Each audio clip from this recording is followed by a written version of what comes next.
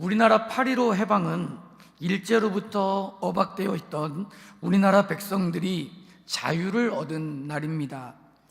그날 우리나라는 모든 압제로부터 해방이 되었습니다. 그런데 강준만이라는 분이 쓰신 한국 현대사 산책이라고 하는 책을 보면 당시 8.15 해방이 되었을 때 사람들이 큰 길로 뛰쳐나오고 독립만세를 부르고 좋아서 법석을 떨 줄 알았는데 의외로 아무 일 없이 무표정하게 그날을 지냈다고 합니다. 오랫동안 줄곧 겁을 먹고 일본 경찰에 의해서 옴싹달싹 못하고 눌려 지내다 보니까 일본이 항복하고 또 우리가 일본 통치에서 해방되었다고 해도 그게 무엇을 의미하는지 잘 모르는 것 같았다고 그 책은 이야기하고 있습니다. 또 어느 지역 사람들은 8.15 해방이 되었는데도 해방 소식을 모르는 지역에서는 여전히 일본 순사가 두려워서 무서움 가운데 떨고 지내는 그런 사람들이 여전히 있었다고 합니다. 마찬가지입니다. 하나님께서 은혜로 예수 그리스도 안에 있는 사람들에게 죄의 형벌과 권세에서 자유롭게 해 주셨습니다. 예수 안에 있는 사람들에게 죄의 형벌에서 자유롭게 해 주셨고 또한 성령의 도우심으로 죄의 종노릇하던 것에서 하나님께서 우리에게 자유를 주셨습니다. 죄의 세력에서 해방된 것입니다. 그런데 이렇게 영적으로 해방되었음에도 불구하고 죄의 형벌이 두려워하면서 불안 가운데서 여전히 살고 있는 그리스도인들이 지금도 있습니다. 오늘 말씀은 그런 분들에게 매우 중요한 메시지를 우리 가운데 전해주고 있습니다. 성령님은 우리를 죄와 죽음으로부터 해방시켜 주셨고 우리로 하여금 율법을 성취할 그런 힘을 우리에게 주시는 분이십니다. 그럼 구체적으로 성령께서 우리에게 어떤 일을 해주시는지를 우리가 말씀을 통해서 좀 살펴보도록 하겠습니다. 첫 번째로 성령님은 우리를 죄와 사망의 법에서 해방하셨다라고 성경은 이렇게 말씀하고 있습니다. 오늘 우리가 읽은 말씀 1절에 보면 우리에게 매우 중요하고 아름다운 말씀으로 시작하고 있습니다. 1절에 이렇게 말합니다. 그러므로 이제 그리스도 예수 안에 있는 자에게는 결코 정죄함이 없나니 라고 이렇게 말씀하고 있습니다. 예수 그리스도 안에 있는 자에게는 정죄함이 없다는 것입니다. 여러분, 정죄함이라고 하는 것은 죄가 있다고 단정하다라고 하는 말입니다. 그래서 죄로 인해서 유죄 판결이 주어지는 것이 정죄함이에요. 그런데 예수님 안에 있는 사람에게는 이러한 정죄함이 없습니다. 죄의 형벌에서 해방된 것입니다. 죄로 인한 모든 소송이 끝이 났다라는 것을 이야기하고 있는 것입니다. 지구상에 있는 크고 힘센 육지 동물 가운데 하나로 뽑히는 것이 이 코끼리입니다. 근데 여러분, 이 코끼리를 묶어 놓는 방법은 아주 튼튼한 밧줄 하나만 있으면 충분하다고 합니다. 코끼리가 아기 코끼리일 때 아주 힘있는 말뚝에다가 줄을 묶어서 이 아기 코끼리를 메워 놓는 거예요. 그러면 아기 코끼리가 계속 줄을 잡아당기고 거기서부터 벗어나려고 노력을 합니다. 그런데 그렇게 자꾸 여러 번 시도했는데도 이 말뚝이 뽑히질 않고 결국 안 되면 코끼리가요 아예 그 단단하게 매여 있는 그 줄에 굴복하고 아예 포기해버리고 만다고 합니다. 이런 코끼리인데 코끼리가 점점 자랄 거 아닙니까? 코끼리가 점점 자라면 힘도 더 세지고 이 조그만 말뚝 하나 정도는 훅 뽑아낼 그런 힘이 충분히 있는데도 불구하고 코끼리는 자기가 어린 시절에 몇 번 시도했지만 그 실패했던 경험, 이것을 가지고 저 말뚝은 뽑아지지 않을 거야 라고 생각을 하고요, 여전히 등치가 크고 뽑을 수 있는 능력이 있음에도 불구하고 여전히 그 조그만 말뚝에 연결된 이 끈에 의해서 매여 있다고 합니다. 사탄도 우리에게 이런 방법을 사용합니다. 사탄은 자꾸만 우리에게 우리의 죄를 지적합니다. 그리고 우리가 가지고 있는 죄의 문제를 자꾸 들춰내서 우리를 그 죄로 우리를 묶어버립니다. 그래서 우리는 우리 안에 있는 죄 때문에 아무런 힘도 없고 아무것도 할 수 있는 능력이 우리에게 없다라는 좌절감, 이런 좌절감을 사탄이 사람의 마음 가운데 자꾸만 집어넣어 줍니다. 그래서 사람들은 우리는 죄인이기 때문에 뭘 할 수 있는 힘도 없고 우리에겐 아무런 능력이 없다라고 생각하면서 우리는 죄인이기 때문에 어쩔 수 없어 라는 생각을 가지며 인생을 좌절하면서 살아갑니다. 그래서 우리는 아무것도 할 수 없다 라는 고백을 늘 하면서 살아갑니다. 그런데 여러분, 오늘 말씀이 우리에게 뭐라고 얘기하고 있습니까? 결코 정죄함이 없다 라고 이렇게 말하고 있습니다. 인간이 죄를 지어서 하나님의 영광에 이르지 못하고 하나님의 진노 아래서 형벌을 받아야 마땅하지만 예수 그리스도 안에 있는 자들에게는 모든 형벌이 면제되었다고 선포하고 있는 것입니다. 그러므로 누구든지 이제 더 이상 죄 때문에, 죄의 형벌 때문에 두려워할 필요가 없다는 것입니다. 예수님께 속해 있는 사람들은 아담으로부터 시작된 모든 죄와 우리가 가지고 있는 모든 두려움에서 해방되어지고 자유함을 얻은 사람들인 줄로 믿습니다. 왜 그렇습니까? 왜 우리가 해방되었습니까? 2절에 이렇게 말합니다.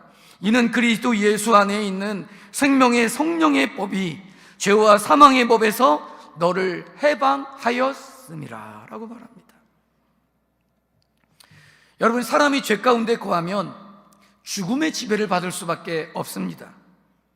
성경은 죄를 짓는 사람은, 죄인은 그 결국에 사망에 이르게 될 것이다 라고 이렇게 말씀합니다. 여러분, 바로 이것이 죄와 사망의 법이라고 하는 것입니다. 그런데 그리스도 예수 안에 있는 사람에게는 새로운 원칙이 적용됩니다. 새로운 원칙이 적용되는데 그게 뭐냐면 생명의 성령의 법이 죄와 사망의 법에서 우리를 해방시켜 준다는 것입니다. 생명의 성령의 법은 복음이고 우리에게 주시는 생명의 메시지입니다. 우리는 생명을 주시는 이런 성령의 능력으로 사망과 모든 죄의 권세에서 해방되어진 그러한 사람들입니다.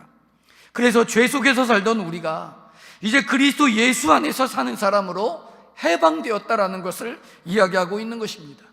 죄가 더 이상 우리를 노예로 삼을 수 없는 것입니다.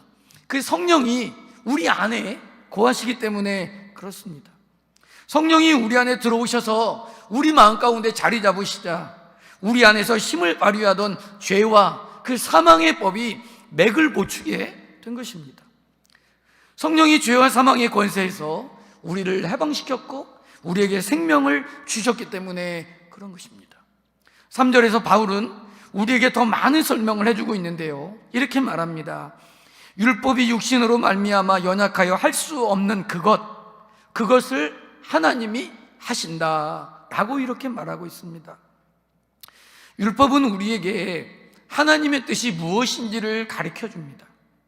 그런데 타락한 죄된 본성을 가진 인간은 율법을 통해서 인간의 무기력함과 죄만 깨달을 뿐입니다. 율법 자체에 의로움이 없기 때문에 율법은 죄를 해결할 만한 능력이 전혀 없습니다. 그런데 우리가 할 수 없는 그것을 누가 하셨다고요? 하나님이 되게 하셨다는 거예요. 하나님께서 그 아들 예수님을 우리에게 보내주신 것입니다. 하나님은 아들이신 예수님을 우리와 똑같은 죄 있는 육신의 모습으로 우리에게 보내주셨습니다. 그리고 예수님이 그 육체로서 모든 죄를 감당하셨습니다. 십자가를 지심으로 모든 죄의 권세와 그 세력들을 무찔러 내셨습니다. 그래서 누구든지 예수님 안에 있는 사람은 율법이 할 수 없는 그 죄를 해결하고 할 수 있는 그 능력, 죄를 해결받고 의롭게 되는 힘을 얻게 되었다라고 하는 것입니다. 그래서 예수님 안에 있는 사람에게는 성령께서 그 능력으로 함께 하심으로 우리 안에서 이루고자 하시는 하나님의 일을 할 수 있는 능력이 우리 안에 생기게 된 것입니다. 4절은 우리에게 이렇게 말합니다. 우리에게 율법의 요구를 이루어지게 하려 하심이니라 라고 말합니다. 예수님은 우리와 똑같은 모습으로 우리에게 다가오셨고 우리를 대신해서 하나님께 순종하심으로 모든 율법을 완성하고 이루어 주셨습니다.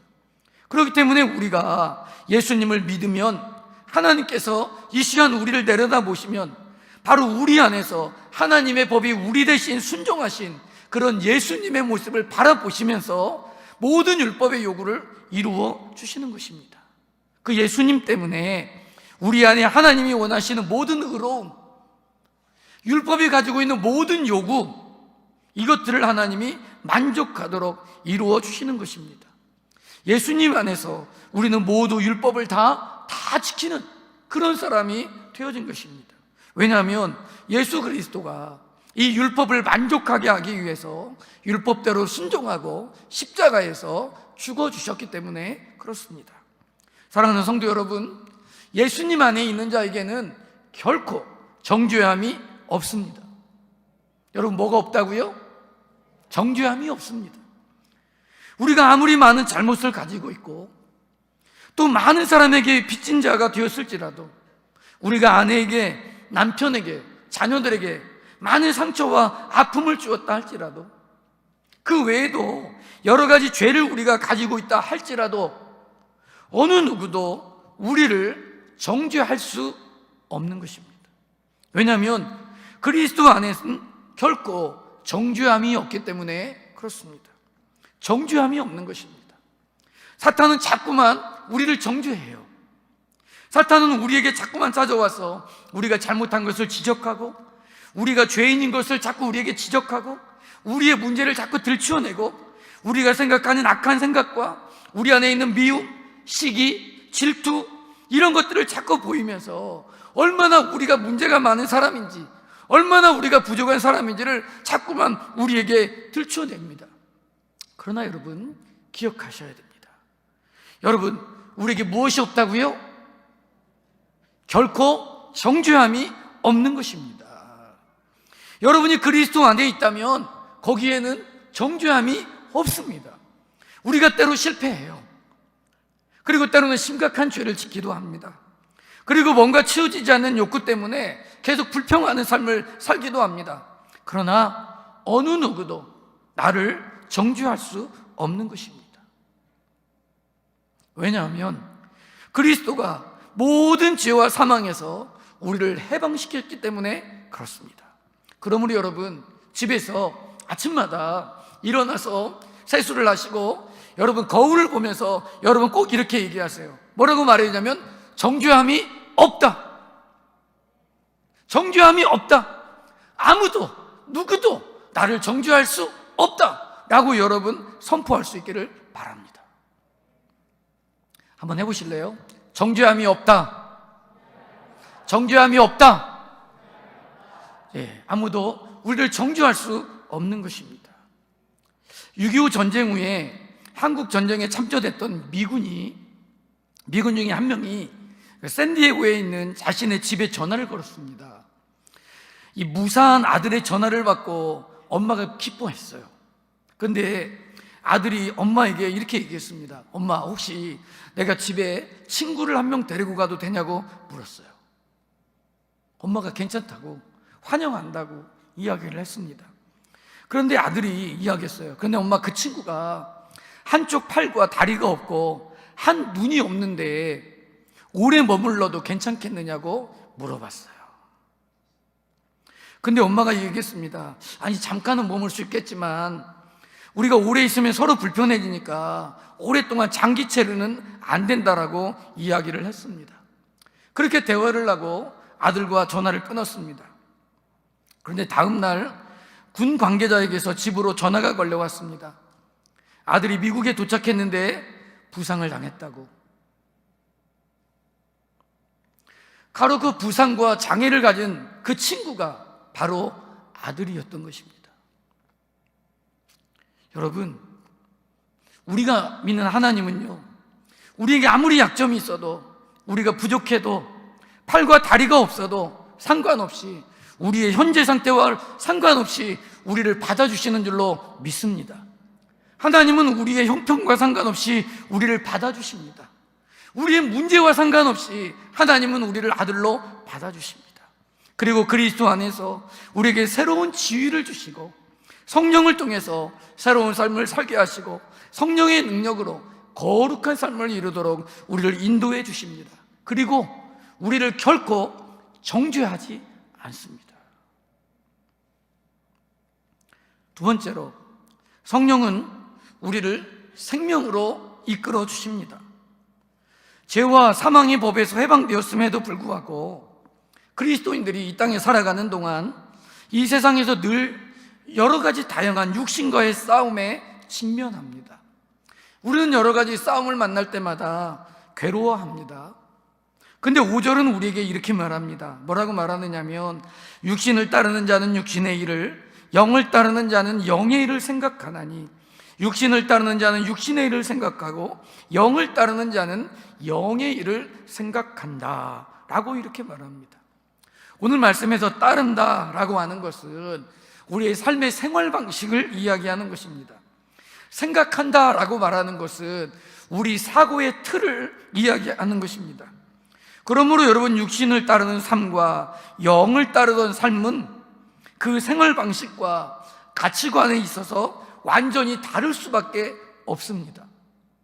그런데 우리가 영을 따르는 자람이 된다라는 것은 이제 새로운 회사에서 새로운 상품을 판매하는 것과 같습니다. 과거의 회사는 어땠냐면, 과거에 우리가 육신을 따르던 우리의 회사는 내가 원하는 것, 내가 가지고 싶던 것, 내가 생각하는 것, 이것을 자꾸만 만들어 팔려고 했습니다. 그런데 영을 따르는 새로운 회사는 예수님이 원하시는 것, 예수님이 생각하는 것, 또 다른 사람들에게 필요한 것을 만들어 파는 삶으로 바뀌게 되었다라고 하는 것입니다. 여러분, 자, 우리 6절 말씀 한번 다 같이 읽어보겠습니까? 6절 읽겠습니다. 시작.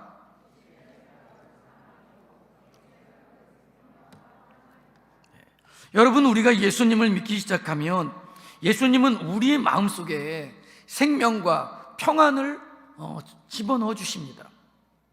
여러분, 우리 스스로가 만족하게 하려고 하면 그것은 우리를 행복하게 만들지를 못합니다. 그것은 아마도 우리가 내 필요를 채우려고 하면 매일매일 우리의 삶이 짜증나고 화나고, 그리고 우리의 삶이 늘 고민만 많아지게 될 것입니다. 우리가 원하든 원하지 않든 우리가 자꾸 그런 삶을 산다면 하나님을 대적하는 일만 하게 될 것입니다. 그런데 반대로 하나님의 영이 우리 안에 올 때, 성령이 우리 안에 오시면 우리는 새로운 평안과 자유함을 누릴 수가 있게 된 것입니다. 이것은 마치 지구가 태양 주위를 돌고 있는 것과 같습니다. 오래전에 과학자들은 우리가 사는 이 지구가 모든 우주의 중심이라고 생각했던 때가 있어요. 그리고 모든 것은 지구를 중심으로 돈다고 생각했습니다. 근데 그때 갈릴레오 갈릴레이라고 하는 과학자가 나타났는데, 그가 말하기를, 내가 열심히 연구를 해봤는데 아마도 지구가 태양을 중심으로 도는 것 같다 라고 이렇게 말했습니다. 예전에는 지구를 중심으로 세상이 도는 것 같았는데 태양을 중심으로 지구가 돌고 있는 것 같다고 이야기를 했어요. 이 이야기를 하자마자 그동안 사람들이 생각하던 모든 법칙들, 모든 규칙들이 하루아침에 와르르 무너져 내리고 말았습니다. 여러분, 우리에게도요, 뭔가 잘못된 인생의 법칙들이 있었어요. 그게 뭐였냐면 내 삶의 주인이 나라고 생각했던 것입니다. 세상이 나 중심으로 돌아간다고 생각했던 거예요. 그런데 우리가 예수님을 믿으면 내 삶의 중심이 내가 아닌 하나님이라고 하는 것을 알게 되는 것입니다. 하나님께서 우리를 만드신 바로 그분인 것입니다. 그렇기 때문에 하나님의 생명의 영이 우리 몸에 들어와서 우리를 다스리기 시작하는 그 순간에 우리의 삶은 이제 바르고 새롭고 완전하게 다른 삶을 살 수가 있는 것입니다. 오늘 6절에 뭐라고 말합니까? 영의 생각은 생명과 평안이다 라고 이렇게 말씀하고 있어요. 그 이유에 대해서, 왜 우리가 생명과 평안을 얻게 되는지에 대해서 9절은 이렇게 말합니다. 그리스도인들은 육신에 있지 아니하고 그리스도의 영 안에 있기 때문이다 라고 성경은 이렇게 말씀하고 있습니다. 이 말씀처럼 우리가 그리스도인이 될 때 하나님이 우리에게 성령을 부어주시는데, 성령은 우리 죽은 몸을 살려주시는 줄로 믿습니다. 이것은 마치 죽음에서 생명으로 옮겨지는 것과 똑같은 일이에요. 요한복음 5장 24절에 보니까 예수님이 이렇게 말씀하셨습니다. 내가 진실로 진실로 너에게 이르노니 내 말을 듣고 또 나 보내신 이를 믿는 자는 영생을 얻었고 심판에 이르지 아니하나니 사망에서 생명으로 옮겼느니라 말씀하고 있습니다. 우리가 과거에 있는 하나님께 전혀 응답하지 못하는 그런 삶을 살았지만 이제 우리에게 주어진 새로운 삶은 하나님의 말씀에 응답하는 그러한 삶을 살게 되었다라고 하는 것입니다. 하나님께서 우리에게 찾아오시고 하나님께서 우리의 삶의 중심에 오실 때 우리들은 이러한 새로운 경험을 하게 되는 것입니다. 하나님께서 우리의 삶의 중심에 오실 때 우리들은 이러한 하나님을 경험하게 돼요. 하나님의 영이 우리 마음에 있을 때 하나님은 우리에게 새로운 생각들과 새로운 일들과 새로운 꿈과 새로운 비전을 갖도록 우리에게 보여주신다라고 하는 것입니다. 바로 우리에게 새로운 소망과 새로운 기대를 갖는 사람으로 바꾸어 주신다라고 하는 것입니다. 9절 말씀에 보면 이렇게 말합니다. 너희 속에 하나님의 영이 거하시면 너희가 육신에 있지 아니하고 영에 있다라고 이렇게 말씀합니다. 또 그리스도께서 너희 안에 계시면 몸은 죄로 인하여 죽은 것이나 영은 의로 인하여 산 것이라 라고 말씀하고 있습니다. 여러분, 죄 때문에 우리의 몸은 죽은 몸과 똑같은 그런 상태였습니다. 왜냐하면 우리는 모두 죄로 인해 죽어야 될 사람들이었기 때문에 그렇습니다. 그렇지만 우리는 영원한 죽음에서 영원한 생명으로 옮겨진 사람들입니다. 영원한 생명을 우리가 소유하게 되었다라고 하는 것입니다.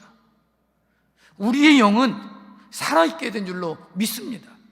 왜냐하면 하나님의 의가, 하나님의 생명이 우리 안에 들어와 있기 때문에 그렇습니다.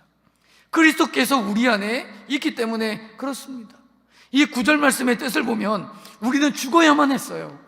그러나 우리는 이제 죽음 가운데 거하는 자가 아니라 그리스도 안에서 산 자가 되었다. 성경은 우리에게 이렇게 말씀하고 있습니다. 우리 10절 말씀 한번 볼까요? 10절 읽어보겠습니다. 시작.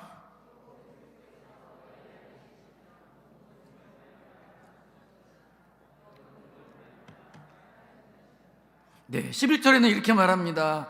예수를 죽은 자 가운데서 살리신 이의 영이 너희 안에 거하시면 그래도 예수를 죽은 자 가운데서 살리신 이가 너희 안에 거하시는 그의 영으로 말미암아 너희 죽을 몸도 살리시리라. 성경은 이렇게 말하고 있습니다. 여러분, 우리들은 죽을 것입니다. 우리들은 죽습니다. 하지만 우리들은 또한 살게 되는 줄로 믿습니다. 이것이 바로 성령께서 우리 안에서 하시는 일이라는 거예요. 여러분, 우리가 이 지구상에 얼마나 오랫동안 살 수 있겠습니까? 의사들 중에 어떤 분들은 이런 얘기를 합니다. 앞으로는 이 세상에 사는 사람들이 120세, 130세까지 살 것이라 라고 이렇게 이야기를 합니다. 여러분, 우리가 120세, 130세가 많은 것 같아도요, 막상 우리가 인생을 살아보면 그것이 그리 길지 않다라는 것을 알게 됩니다. 그렇지만 여러분, 우리가 겨우 그만큼밖에 살지 못하고, 아니 그보다 좀 적게 산다고 해도 우울해할 필요가 없습니다. 왜냐하면 우리에게는 영생이 기다리고 있기 때문에 그렇습니다. 믿음 안에서 우리는 새로운 것을 볼 수 있어야 될 줄로 믿습니다. 그러므로 우리에게 경제적인 어려움이 다가왔다고 해도, 우리의 삶에 고통이 있다고 해도, 우리의 삶에 여러 가지 고난이 찾아온다고 해도 우리는 영적인 눈으로 이 새로움을 바라볼 수 있어야 될 줄로 믿습니다. 우리가 예수님을 믿지만 우리의 삶에는 여러 가지 싸움들이 있어요. 여러 가지 고통들이 있습니다. 여러 가지 어려움들이 있습니다. 때로는 실패합니다. 성령님을 의지하지 않는 싸움은 실패와 절망과 좌절이 있을 뿐입니다. 여러분, 하지만 꼭 기억하십시오. 우리가 전적으로 성령님을 의지할 때 우리는 모든 육신과의 싸움에서 이길 수 있다는 것입니다. 하나님이 우리를 이기게 하신다는 것입니다. 승리를 우리에게 주신 줄로 믿습니다. 이미 우리에게 주셨다고 말씀하고 있는 것이죠. 세 번째로, 성령님은 우리가 하나님의 자녀와 상속자라는 것을 확실히 알려주십니다. 여러분은 예수님을 믿는 우리들이 하나님의 자녀라는 여러분 확신을 가지고 있습니까? 여러분, 살아가면서 우리가 여러 가지 문제를 만날 때, 여러 가지 고통과 어려운 순간을 맞닥뜨릴 때, 여러분, 그때 여러분들이 하나님의 자녀라는 것 꼭 기억할 수 있기를 바랍니다. 여러분, 하나님의 자녀인 우리에게는 뭐가 없다고요? 결코 정죄함이 없어요. 하나님의 자녀인 우리에게는 새로운 다스림으로 하나님이 우리의 삶을 이끌어 주십니다. 또한 그런가 하면 우리에게도 책임이 있습니다. 그게 뭐냐면, 하나님께서 이 모든 것을 우리를 위해서 행하셨는데 우리에게는 새로운 삶을 주셨고 우리에게 장래의 새로운 소망을 우리에게 주셨습니다. 그러므로 우리가 하나님께 뭔가 응답하는 그런 삶을 살아야 돼요. 어떻게 응답해야 되는지를 12절과 13절에서 이야기합니다. 그러므로 형제들아, 우리가 빚진 자로 돼 육신에게 져서 육신대로 살 것이 아니니라. 너희가 육신대로 살면 반드시 죽을 것이로되 영으로서 몸의 행실을 죽이면 살리니 라고 말씀하고 있습니다. 성도는 성령께 빚진 자로서 우리의 죄를 제거할 책임이 있다는 것입니다. 여러분, 우리에게는요 하나님의 말씀대로 의롭게 살아야 될 책임이 있어요. 이 존 머리라고 하는 분이 이런 이야기를 했습니다. 그리스도인이 그리스도의 십자가의 구속으로 죄의 법에 대하여 죽었다고 해서 죄를 죽일 필요성에서 자유로운 것은 아니다. 그리스도인이 죄를 죽이는 것은 필요하고 또 가능하다라고 이렇게 말씀했습니다. 하나님의 자녀인 우리들이라 할지라도 여러분, 우리는 매일매일 우리의 삶 가운데서 죄를 죽이고 죄와 싸워서 이기는 그러한 삶을 살아야 된다는 것입니다. 죄가 우리를, 만약에 우리가 죄를 죽이지 않는다면 죄가 우리를 죽일 것이라는 끔찍한 결과가 있을 거라고 성경이 우리에게 말씀해주고 있습니다. 그러므로 우리 안에 계시는 성령님을 의지하고 우리 가운데 여러 가지 문제를 우리가 경험할 때마다 성령님을 의지하고 기도하고 하나님을 의지하는 그러한 여러분들이 되어야 될 줄로 믿습니다. 그래야 성령의 도우심으로 우리 안에 있는 모든 죄를 제거할 수가 있는 것입니다. 여러분, 여러분들에게 묻고 싶습니다. 여러분들은, 여러분들의 삶은, 여러분들의 가정은 혹시 지금 누가 지배하고 있습니까? 여러분들의 가정의 주인은 누구입니까? 여러분들 혹시 하나님 앞에서 여전히 고백하지 못한 죄의 문제를 가지고 몸부림치고 있지는 않습니까? 오늘 이 말씀 14절에 보니까 무릇 하나님의 영으로 인도함을 받는 사람은 곧 하나님의 아들이라 라고 말씀하고 있습니다. 하나님의 영은, 성령은 우리를 노예로 만드는 것이 아니라 하나님의 영은 우리에게 하나님의 자녀로서의 권세와 하나님의 자녀로서의 그 능력을 우리 가운데 회복시켜주는 그러한 영이십니다. 그렇기 때문에 우리가 하나님께 나오면 우리는 하나님을 아버지라 부를 수 있게 되는 것입니다. 성령은 우리에게 바로 너의 아버지는 하나님이다, 너는 하나님의 자녀다 라는 것을 말씀해주고 있는 것입니다. 그래서 우리는 성령님 안에서 하나님과 관계를 맺을 수 있게 되었고, 우리가 하나님을 사랑한 것 같이 하나님은 우리를 사랑하시는 것입니다. 우리의 자녀가 아버지께 속한 모든 것을 상속받는 것처럼 하나님은 우리가 하나님의 모든 것을 상속받는 그 하나님의 자녀라고 우리에게 말씀하고 있는 것입니다. 예수 그리스도 안에 있는 우리는 하나님의 후사요, 또한 그리스도의 후사가 되었어요. 우리는 언젠가 하나님이 가지고 계신 그 영광스러운 모든 것들을 하나님과 함께 나누게 될 것입니다. 여러분, 얼마나 영광스러운 일입니까? 너무나 아름답지 않습니까? 하나님은 우리가 이 땅에 살면서 매일 축복된 삶을 살 것이라고 결코 약속하지 않으셨어요. 하나님은 우리에게 결코 정죄하지 않겠다고 약속하고 계십니다.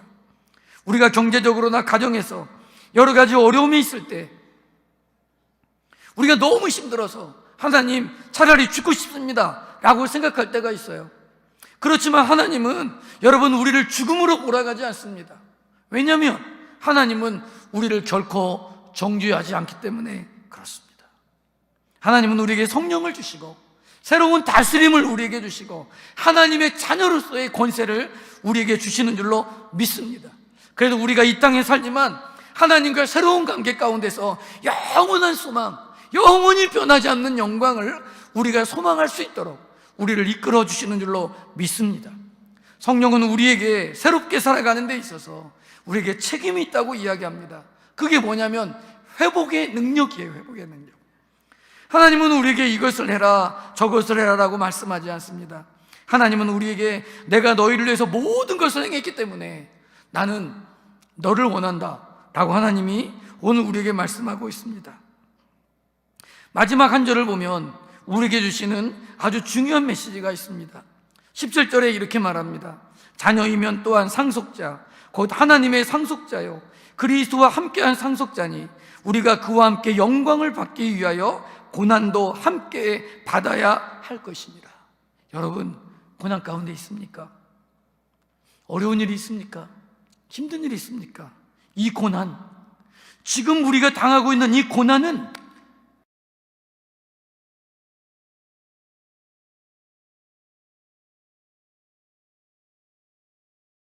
이 세상에 살아가는 누구에게나 다 당연히 찾아오는 것입니다. 그러나 우리에게는 이 고난 위에 하나님으로